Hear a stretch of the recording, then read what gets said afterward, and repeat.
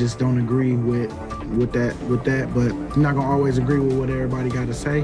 All Jalen got to do is keep proving them wrong with the supporting cast of the people that surround him, the team. As long as the team believe and they go out there and they play, I'll just let the cards fall where they're gonna lay. But Jalen seemed to have won the championship through all the hate, and then people still want to get him fired up. I mean, that's really true. Jalen Hurts does still take on a lot of hate. He had an incredible run in the postseason. He's a Super Bowl MVP, and people are still like, I don't know. But BG has the confidence in him, John.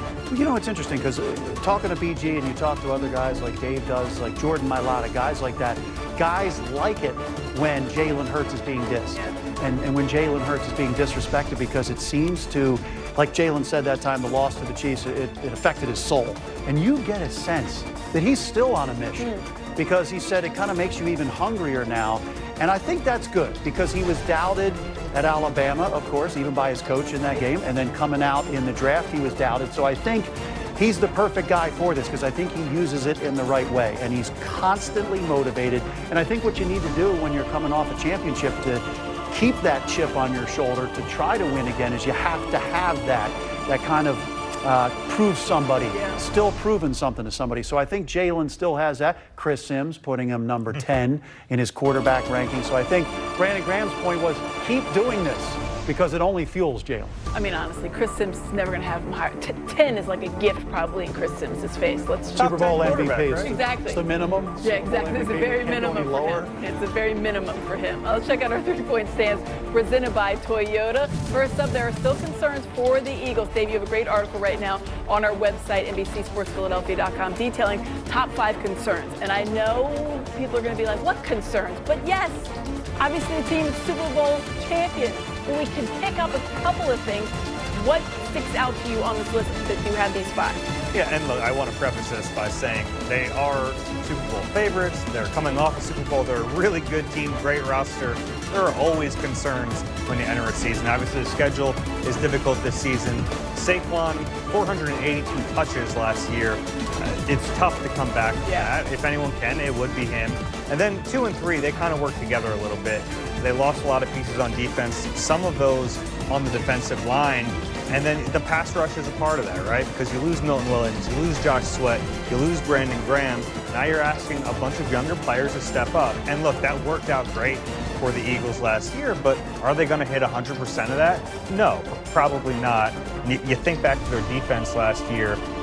In the Super Bowl, they were great. They got a ton of pressure, and if you just watched that game, you thought, man, this defensive line has carried them the whole season. That wasn't really the case. That back 7 did a lot of the work, and the defensive line came through in the biggest moment. You give them credit, but I think that's a concern. And then number 1 to me is still the offense. 29th ranked pass offense in the league last year in the regular season. They turned it on in the NFC Championship game, in the Super Bowl, like they thought they would. That was great, but they're probably going to need to be a little bit more balanced this year for the offense to really hum along. Yeah, I mean, these are valid things, and it's not like we're nitpicking, but these are things, if you want to get back to the Super Bowl, you have to solve some of these. So, John, what do you make of Dave's list? Well, hey, number 5, yeah, they have one of the toughest schedules in the NFL, especially the road schedule, and every single one of these teams is going to be coming after you as the Super Bowl champ. So I do think that a tougher schedule makes it tougher to get the home field advantage like they had last year. I like Dave's list, and look, at this time of year, you have to make a list. You have to find things that you're concerned about.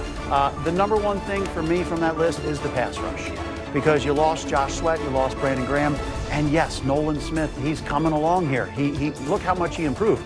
But it's not a guarantee that you're able to get the pressure in those big moments like you did last year. I mean, in the Super Bowl, we're talking about Josh Sweat. He basically was let go by Vic Fangio, like, just go. Yeah, just get after the quarterback. You have no assignments. You have no nothing. Just go after the quarterback and Patrick Mahomes. So that, to me, is the biggest concern, because you need to have the pass rush get after the quarterback, because you are going to be very young in the secondary. You know, if Keely Ringo's starting at corner, and then you have Drew Makuba or even Sidney Brown at safety, along with Reed Blankenship, you're very young. So you need the pass rush to get home. So that is my biggest concern. And if there's one spot where they might add a player, I think edge rusher makes a lot of sense. More so than Jair Alexander? I think so. Yeah, more? Oh, wow. Interesting. Interesting. All right, second stance, Jalen Carter will eventually break the bank. Ruben Frank has his Eagles observations up today. He discussed what a Jalen Carter extension would eventually look like. We've got a list of the biggest contracts for defensive linemen out there.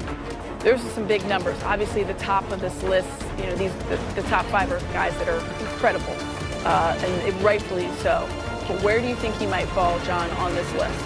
Well, we were talking about this in the office, and this is a great list. If you keep it up for a second, one thing that we noticed was, like, okay, Nick Bosa, he set the new bar at $34 million. Well, if you look at where pass rushers were getting paid, the top pass rushers going into last offseason, it went up from like $28 million to $40 million. That's crazy. So now you're looking at that percentage. Let's say that's 30% or more additional salary.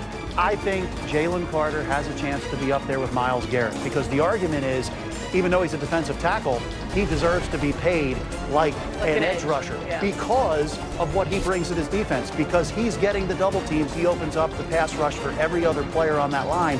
These guys are eating a lot on the defensive line with the Eagles because of Jalen Carter. So no matter what argument you have, he plays 80% of the snaps. He's a game wrecker, and I do think he can be even better this year. You've heard guys say that. Vic Fangio said that. So I think he can get to that $40 million. I mean, you're looking at $26 million at the low end. Milton Williams is down there.